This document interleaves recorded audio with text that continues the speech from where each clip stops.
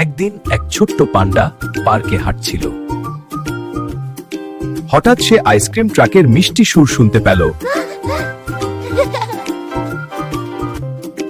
কিন্তু ট্রাকটা হঠাৎ আকাশে উঠতে শুরু করলো।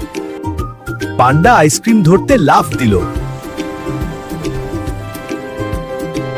হঠাৎ ট্রাক থেকে অনেক আইসক্রিম পড়তে লাগলো। পান্ডা দৌড়ে দৌড়ে আইসক্রিম ধরতে লাগলো। তারপর সে মজা করে আইসক্রিম খেতে লাগলো। এত আইসক্রিম দেখে পান্ডা খুব খুশি হয়ে গেল। তারপর উড়ন্ত ট্রাকটা আকাশে চলে গেল।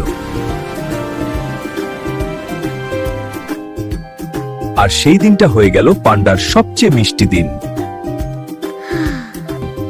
এরকম মজার ভিডিও পেতে চ্যানেলটা সাবস্ক্রাইব করে রাখুন।